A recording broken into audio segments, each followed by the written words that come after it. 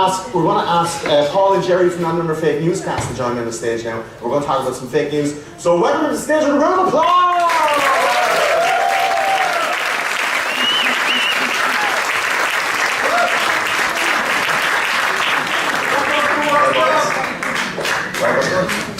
Welcome, sir. I'm going to do the run up and down the aisles, and we're going to ask people to interject and stuff with some of this stuff. If you want to get a drink, that's cool. If you want to do a thing, we're going to have a break now in about 25 minutes, a little bit more.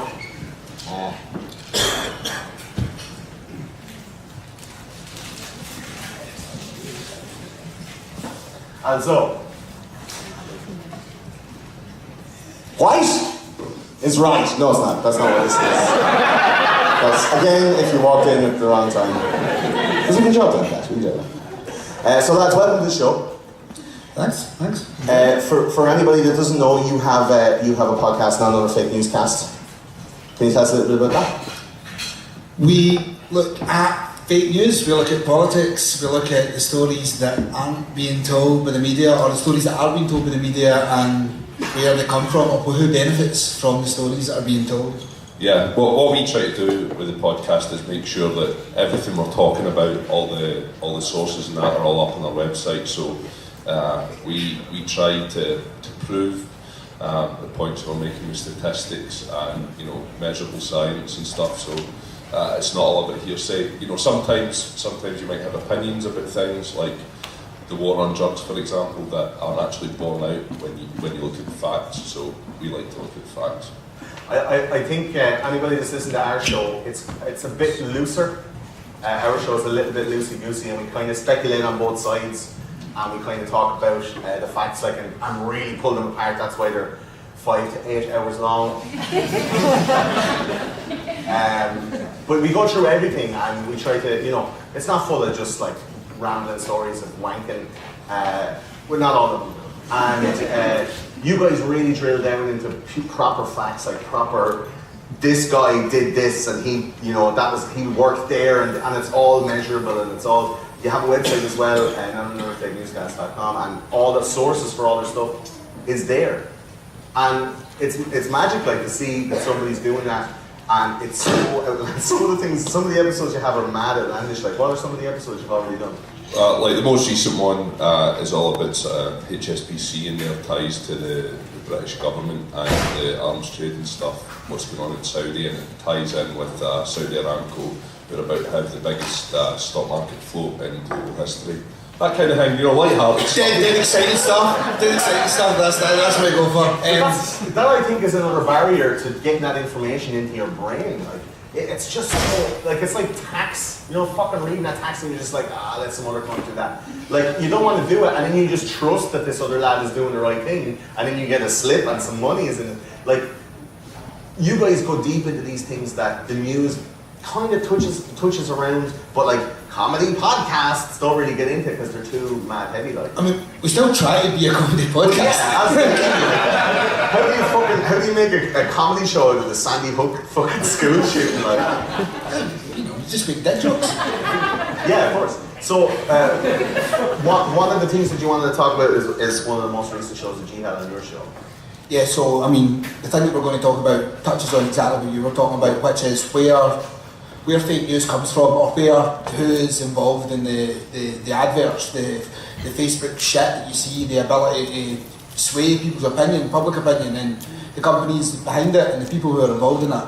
A lot of people said that there's a lot of stuff about Russia colluding with Trump's camp, and a lot of talk about like people buying ads. There was kids in Macedonia pumping money into Facebook and getting clicks on their website and creating all the fake news stories around the election. Yeah, but the problem is that the media are focusing on the whole Russia thing, where they're not looking at the big data firms who are working directly for the campaigns, because a lot of what they are doing is a lot more interesting and a lot more devious. Very handy, eh? Russia is a big nothing burger as far as the media is concerned, pretty much. Well, I mean, as far as what we can see, one of the biggest problems is the media are talking about Russia, or people mention Russia, but the people who are directly involved with the president, who are involved with the prime minister in the UK, who are involved with the people who are actually putting out the information, have got absolutely fuck all to do with Russia. I mean, absolutely nothing to do with Russia. They just do their bit. It's that sense of creating that common enemy. So does anybody feel like now? It's like when you're playing like Streets of Rage 2. And you're at the final level, and they couldn't get a designer to design all the new like sprites for all the new enemies, so they just put like different colours on the guys who just fought all the way down. So now it's like the terrorists, the Russians, the Chinese, like all the old bad guys from the last 60 years are all just being like pelted at you, and you're all like, shoot it! Like it's all, you know, it does feel like that, like media-wise, that they're throwing everything at it and not looking at what's actually happening. So, like, what is actually happening? So, well, I mean, first and foremost, we'll give you a bit of background, we'll give you a bit of story. So, Sophie Schmidt, it's a name that you'll maybe recognise, but you'll know her name by the end of this. So, she worked for a company, she was an intern for a company called the SCL Group, and they are a British company who dealt in behavioural dynamics. I mean, they dealt in the way that behaviour is looked at on social media and the intricacies of that. And she ended up talking to the guys who are in charge. Yeah, so she was previously an intern at SCL Group, and she happened to be in London. She met up with the current CEO of SCL Group, and she suggested to him in 2013 that the next big thing that they should move into is data mining. And she suggested that this guy here, Nigel Oakes, who is the SCL CEO. He said it says CEO SCL Group at the bottom. She met up with him and suggested that he meet with a company called Palantir Technologies, who she knew about through her father. So Nigel Oakes is the CEO of SCL Group. He previously came from a company called the Behavioural Dynamics Institute.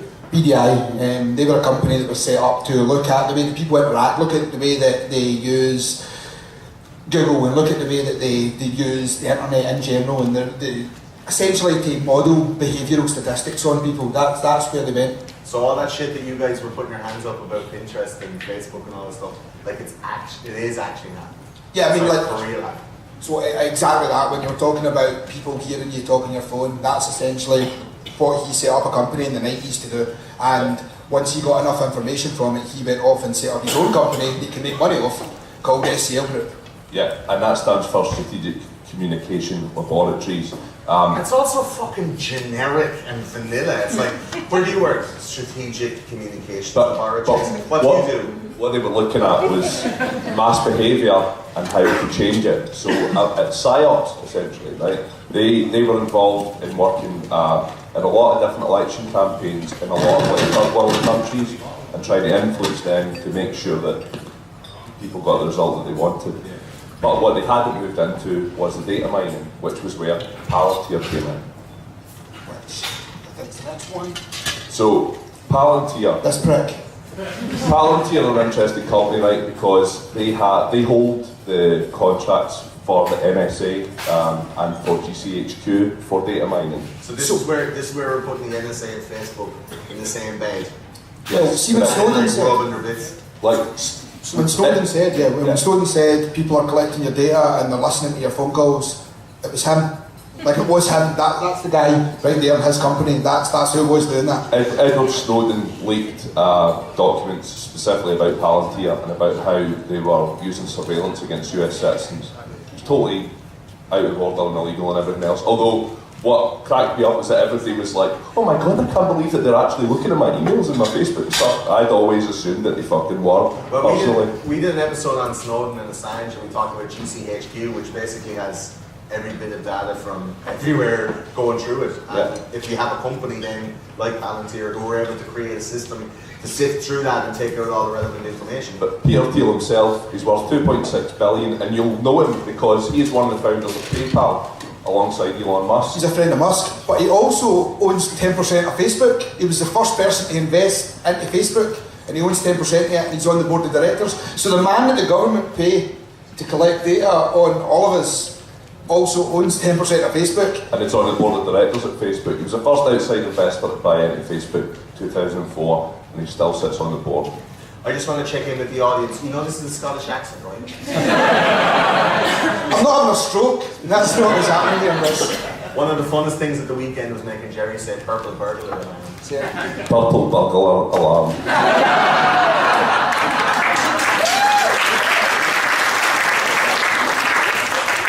So who's scared right now? Who's like going, oh, burn my phone, fuck it away in the river? Who's like going, this is, I can't believe this. Hands up if you can't believe this shit. Right? Fuck, great. I think that's just done then. See you later. But you know what's mental? It must mean that the phones are so good that people are like, fuck it. I enjoy my phone, so I'm thinking, if not the height. Well, I've researched all this, I know it, I still use my fucking phone every day, and I'm on Facebook and Twitter and everything else, man. Yeah. There's pictures of you like this somewhere in a hard drive. Like, of all of us. My hard drive. So Facebook are into everybody's pockets. Like, Yes. Watching what we're doing, putting a little tracker in our browsers, in our phones, watching all the stuff that we buy. You're on Amazon, and then everywhere you go, that thing that you looked up accidentally because it looks like a flashlight. Almost spells like a flashlight. Yeah, almost. You're just like, that comes on showing up then in all your Facebook ads. It's all targeted advertising. Right? Well, this guy, he advises the Trump administration. He advises the White House, He's a senior advisor to Trump right now. and he also owns 10% of Facebook. So, move on to the next slide. We've got Eric Schmidt, who between 2001 and 2011 was the CEO of Google. And he used to be the Milky Bar Kid. Let himself go. So that's Sophie Schmidt's dad. See the girl we spoke about at the start who told SCL they should get into stealing cunts data? That's her dad. He's in charge of Google. He had sex with somebody? He's the executive chairman. Once. Executive chairman at Alphabet. So, and He Trump owns everything. owns Google, YouTube. What do you call them? The robot people. Oh, Boston Dynamics, the people who are going to make robots that are going to kill us all. Him. So they're all. Wait to hear these lads later on talking about universal income, and we're like, the robots will do the menial jobs, and then they're all like, whoa. That's why I was fighting over a fucking campfire going, it's the robots! But this is another guy who's worth 13 billion, you know what I mean? And all of these tech folk in Silicon Valley are all tied in with each other. Which moves us on to the next guy, who is He's Robert the king Mercer. of the baddies, so he's in charge of all of them. Like, he's the worst type of person. So a bit of background on him. He worked for the US military developing software and weapons. He left them, he went to work for IBM. Now, see when we were talking about your phone listening to stuff, he created the industry standard voice recognition software that's used around the world for IBM. That's his thing. He got awards for that bit of software. Yeah, he's described as a brilliant computer scientist, you know, and he's again a multi-billionaire. He is now CEO of Renaissance Technologies, who is the most successful hedge fund in the world. So if you have money with Renaissance, you make 71.8% return every year, and it's a hedge fund that's run by. There's no like investment bankers or financiers involved in it. It's all like theoretical physicists and computer guys running algorithms to fucking win the stock market, basically. It's like the plot of the movie Pi, the Darren Aronofsky movie, where a man cracks the stock market code. That's exactly what they do. But then on top of that, which is more terrifying, is his other involvement. So he's involved with private. She's a robot. He created her. Sorry. He founded Breitbart News. Like, he founded the alt-right news source. That's his baby as well. On top of that, so and he owns SCL Group and Cambridge Analytica. Right?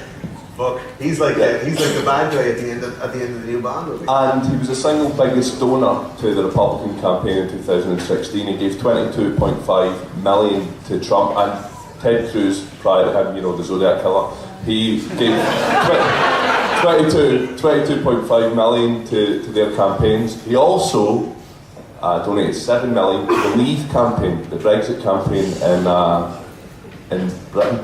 Which is like Brexit and Trump's election are inextricably linked. well, Yeah. it's both sides of the same racist coin. Which takes us on to his daughter, the Wachowski. She's also a Wachowski. She obviously was a man at one point. But she is the director of the Mercer Family Foundation, right? But she was also a senior advisor to Trump and on Trump's transition team. How many minds are being blown right now?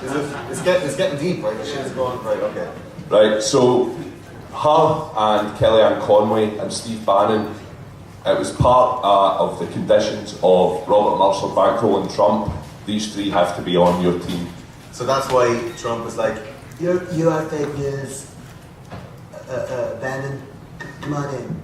Yeah. Wipe your mouth. Well, that's exactly it. So he gave the reason that the reason the people who are involved in the alt-right got the role was because Mercer wanted them to get the role. Now Mercer has been stated by a member of staff that worked with him for 22 years as being a white supremacist. He says he's not a white supremacist. He just believes that the Civil Rights Act in the US destroyed the US. Depends how you look at that. It sounds quite like a white supremacist.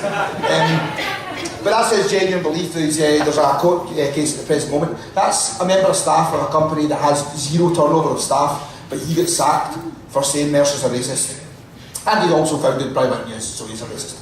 Which brings us on to Steve Bannon. Allegedly.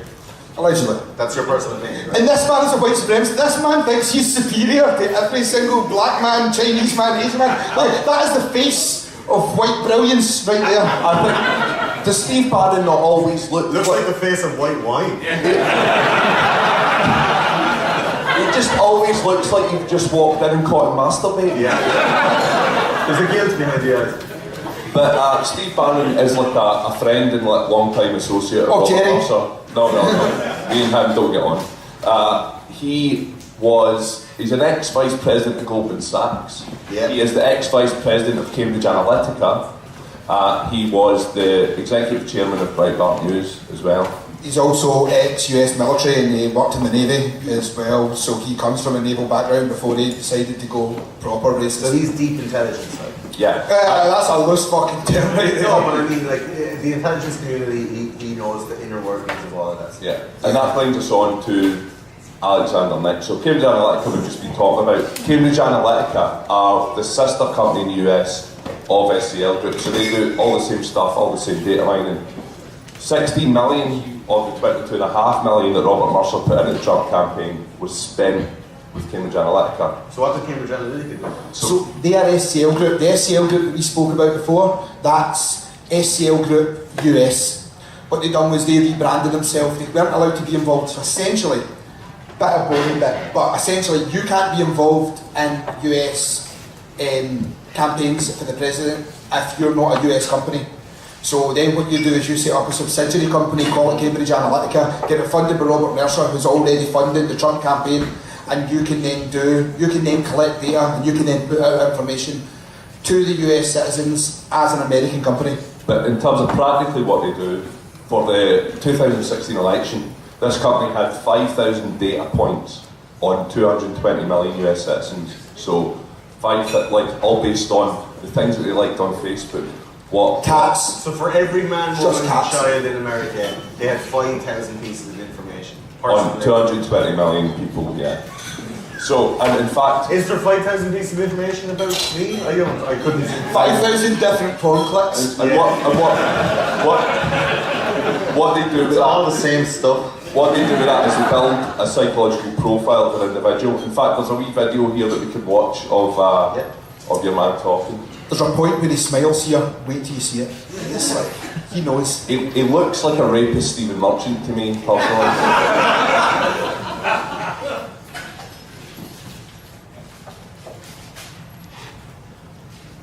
It's not playing.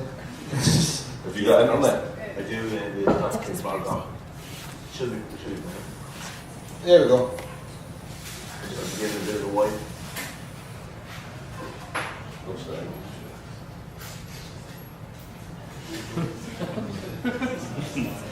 him. Professionals fuck this,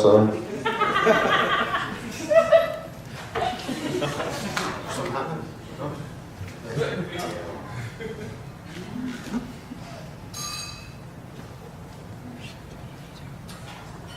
Sorry, everybody.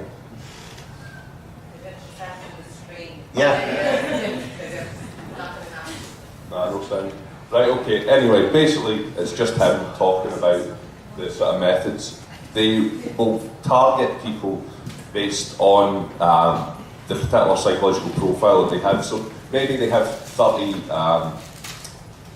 different identikits, or you are this type of person, you are this type of person, and they will then sell them on a particular issue with targeted advertising. Knowing that they would cooperate or they would identify with that. What he talks about is trying to hit them on an emotional level.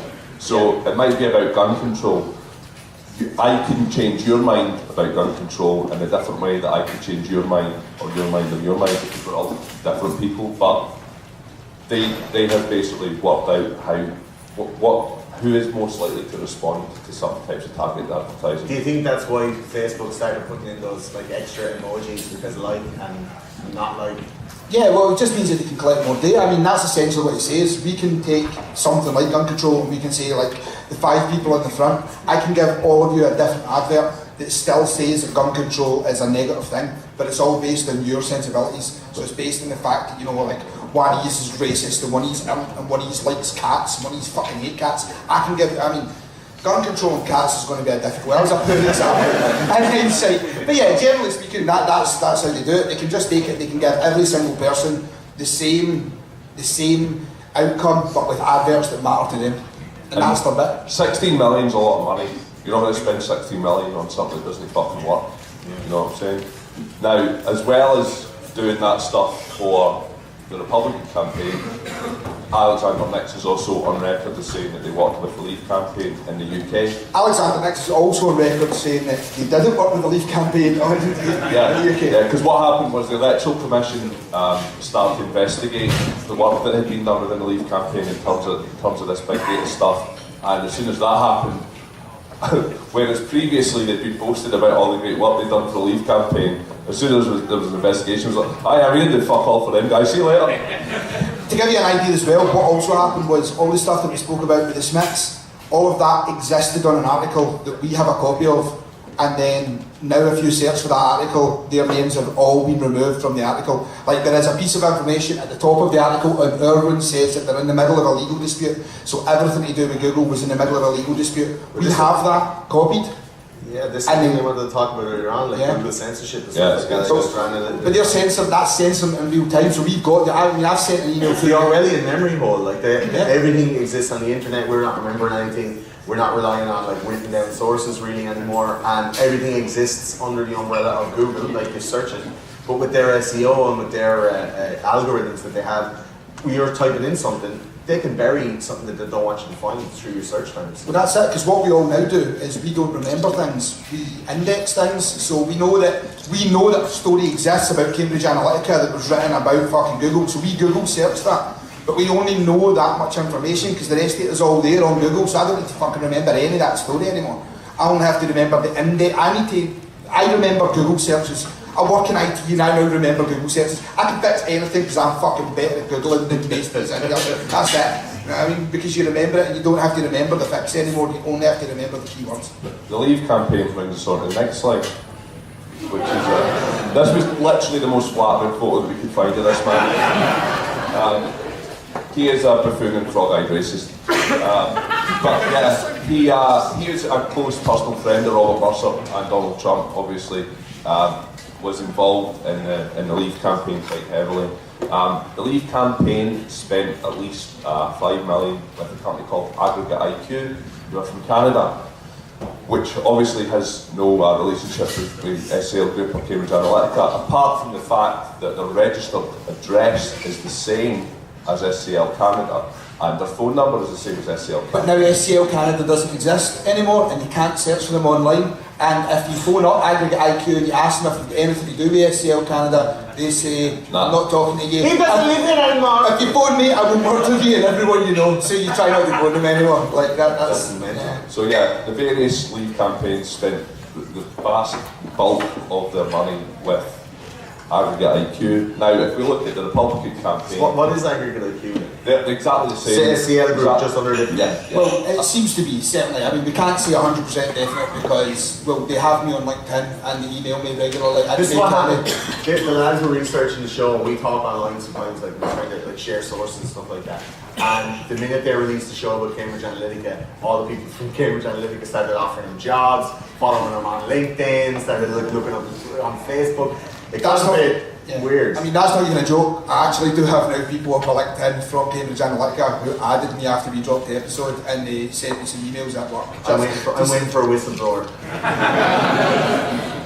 So, in the off chance he's here that I've went up a mountain, had a heart attack, or committed suicide by shooting myself in the back of the head, or like sorry, you know, Worst case is suicide I've ever seen. But 22.5 million in the Republican campaign, then 60 million that gets spent in Cambridge Analytica. 7 million of Robert Marshall's money goes to the Leave campaign, and 5 million of it gets spent with Aggregate IQ. It makes sense that that's his data company as well, right? And that brings us on to this young lad. That's me, prick. So, is a chap called Darren Grimes. Essentially, he's a fashion designer who's 20, and he started up Believe, which was like a get young people to leave the EU campaign. A couple of days before the end of the Leave campaign, he got a whole shitload of money to make children want to make young people want to vote to leave the EU. Yeah. He spent that money on Cambridge Analytica. Aggregate IQ. Sorry, it's one to say. And but the thing is, he actually is on record saying that he's seen what happened with the Trump campaign with Cambridge Analytica, and that's why he spent the money on Aggregate IQ. So he's going to get fucking killed because he fucked up and he said something that he wasn't meant to say. So with enough money, you can go to Cambridge Analytica or one of these companies and go, I need to have this outcome. Can you give me the information where I can target advertising to have that outcome? But this is just a 20-year-old who had like a campaign that had like 1,000 likes or whatever on Facebook. Somebody came up to him 3 days before the Brexit referendum and gave him £625,000, and he spent all of it with Aggregate IQ. To get them to find out the information about the people. Just to target that, just for targeted advertising. And this is the reason that the electoral commission got involved in the UK, because you're not allowed collusion between all of these different campaigns because they're not declaring their expenses as one, they're declaring them as lots of little different campaigns, and there's a limit to how much they can spend. But the 7 million that came from Robert Mercer, some of it got given to this little lad who had done practically fuck all. And when he got interviewed afterwards, the reason that he gave for spending, because everyone was like, how did you even know about Aggregate IQ? Why did you choose to spend all this money with this Canadian data firm? He said, oh, I had seen the great work that they had done for Ted Cruz in the Republican campaign, but we all know that that wasn't Aggregate IQ, that was Cambridge Analytica. But the thing is, there is two articles that exist. There was an article that existed at one point where the guys from the SCL Group say they're involved with Cambridge Analytica, and that article then disappeared, and there was a replacement article that says, I didn't say that, my PA said that, and in fact, we have nothing to do with Aggregate IQ in the slightest. Now these are people who are social media gurus. These are people who make no mistake of the information that they are putting out on the internet. And but before the election, before Brexit, it was obviously... It wasn't illegal, or they weren't being investigated. Yeah, it was maybe like more supportive of each company where you could go, like, we're all doing it right. Yeah. And then afterwards they're like, oh, I don't know him. Yeah, when folks started investigating what the fuck was going on, all of a sudden they didn't want to have anything to do with it. But they, as well as Believe getting 625,000 3 days before the election, money also went to Veterans for Europe or something like that. It was like a veteran charity. They were given like 175,000. They spent it with Aggregate IQ. The DUP to get veterans to vote for Brexit. Well, it's just to pump pump for. Essentially, what happened was they all wanted to pump money into these companies, into like essentially the whole Leave campaign wanted millions to be spent on Aggregate IQ and Cambridge Analytica, but legally they're not allowed to. There's a max amount of money you can spend on each company that you're using for any form of marketing. But if you then take 5 or 6 different parts of Leave campaigns and they all spend the money into Aggregate IQ, they've all came from different sources, and at that point technically you're not all, like, it's different people that are spending the money, but now they're all being investigated. Also, that does say me and my homegirl was a picture of the Queen. Like that's the guy that we're talking about here. So yeah. DUP also spent money with Aggregate IQ. They were given money, spent it all with Aggregate IQ. The other thing that DUP did the day before the Brexit referendum, they took a bunch of money and they spent it on a wraparound feature in the metro in London to try and persuade people to vote to leave. Why the fuck are the DUP spending money on advertising in central London on the metro? It doesn't make any sense at all. So that's kind of where it comes. I mean, without going much more into it, that's kind of where it comes to. I'm sorry, that was a bit of an information overload. Yeah, I do apologise for that. It was difficult. There's a lot of information here. Does anybody have any questions? Like anything to try to clarify that? Like that's like a real deep dive into Another Fake News. No, it wasn't. I think there was only like 3 dick jokes in that whole thing. It's very heavy stuff. But I mean, it's all evidential. Like it's all there. These people know each other. They're all linked. Like it's unquestionable, right? Everybody agree? Huh? How do you know where to go and who to talk to and who to give the money to? It was This young buck. Yeah. I think he was told maybe. Yeah, he was told. Essentially, he was given a lump of money by Farage or Farage's crowd, essentially by Party to Leave UK, and they were told that you are going to be the forefront of getting young people involved in this. And by that I mean you're going to give the money that we have just gave you to these cunts. And don't be involved in any way, shape or form with any thought process. I mean, he maybe bought himself a nice hat or something like that with the money as well. But in the grand scheme of things, that's what he was told to do. But that's exactly it. How did he know? How did he know that out of the entire world, the best people to go to was the Canadian company up the arse end of nowhere who are really good at data mining, who no one knows exists? And they had practically no footprint on the internet, this crowd, you know. Like if you go in to their website and type in, like if you type in Aggregate IQ into Google, it's a one-page website with like a few lines from like Andy Wigmore and Dominic Cummins, who are directors in the league. No contact details, like saying they were really good, they helped us win Brexit, and that's it. That's all the fucking is. So I couldn't cook a Goodfellas pizza without burning it. So this cunt is cooking. He's a fashion designer though. And he now has quite a prominent job on like the Brexit, so that he works for the government on Brexit now. He's been rewarded with a plum job for what he did. Any other questions? Share them out. Is that what the DUP, whenever the Electoral Commission was started to arrive by the public, we played I joined up, got paid off Well, that's exactly it. There's a lot of, there's about, like I say, there's about 5 companies that are all being investigated into, and then the problem is there's actually a further knock-on effect where the FBI are looking at the way that it's happening in the US, and they've obviously then made Farage a person of interest in their investigations into that, and that all kind of plays off each other. The outcome of what happens in the US is going to make a massive difference to the outcome of the way that it's been looked at in Brexit.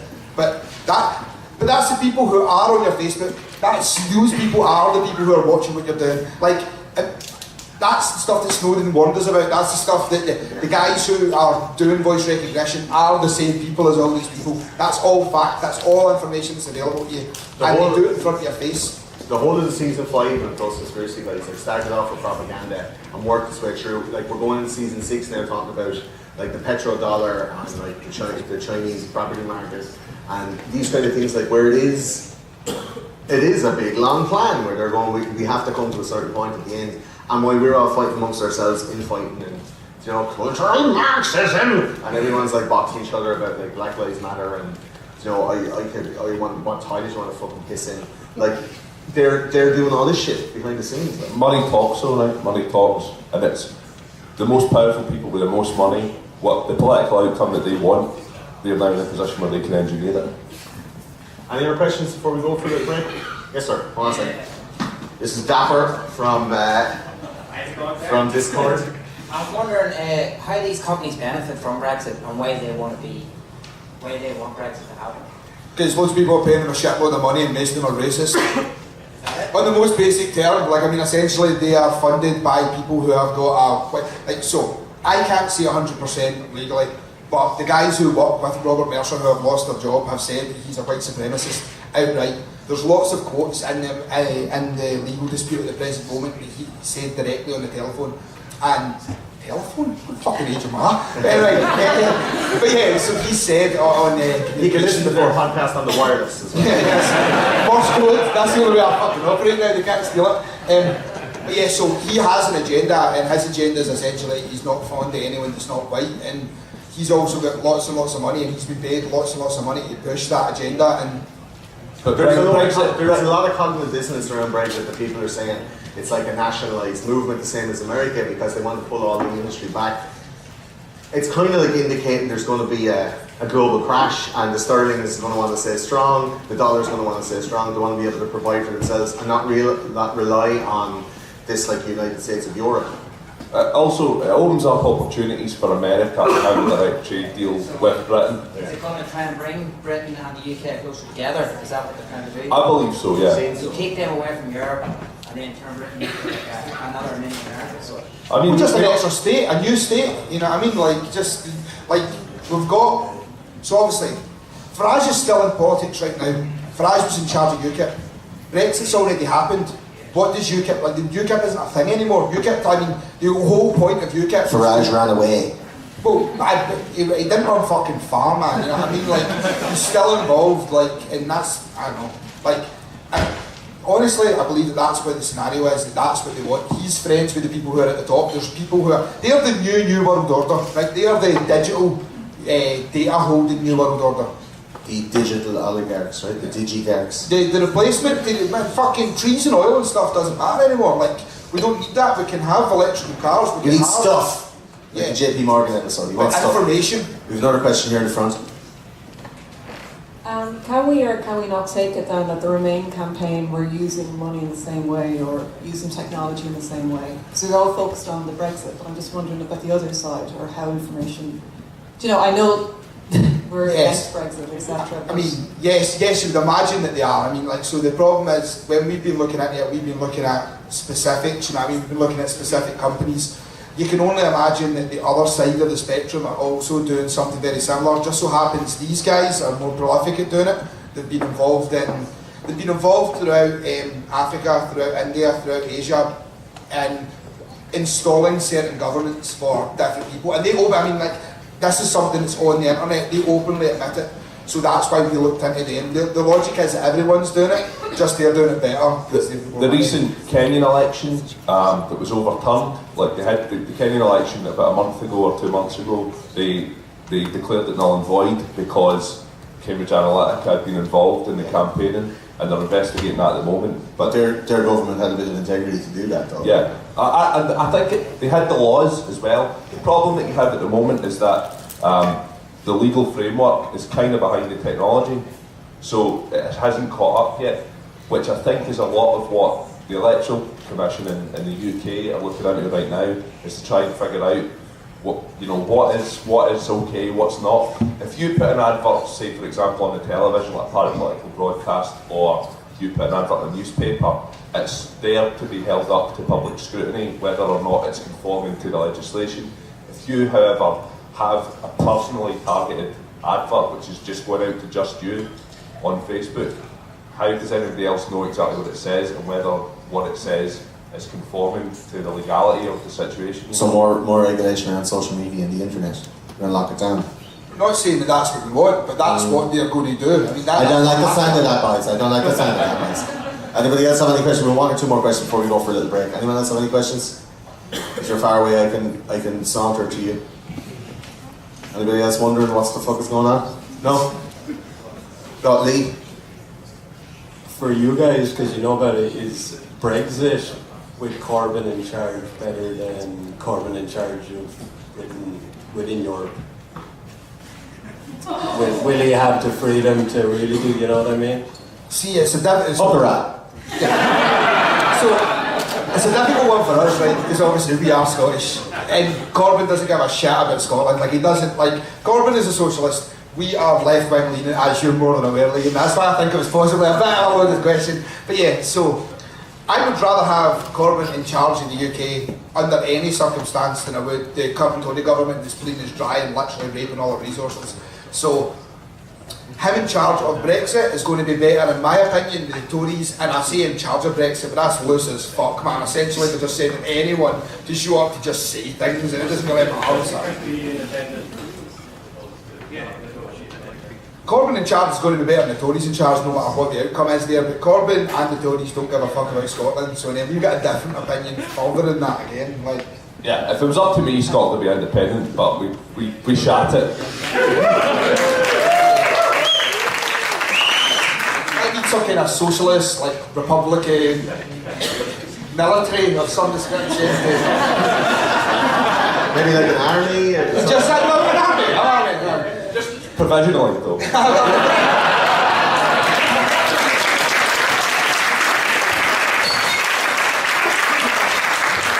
So before we break out the blue face paint, we're going to take a break. It's 2040, so we're going to have a break until 2050, and then we're going to go again. That's 8:40. So we're going to have a little 10-minute break and go do a wee or get a drink at the bar. The girls also do table service when we sit back down, so you won't have to keep getting up and down in the next time. Thanks very much. A round of applause for Journey Forward.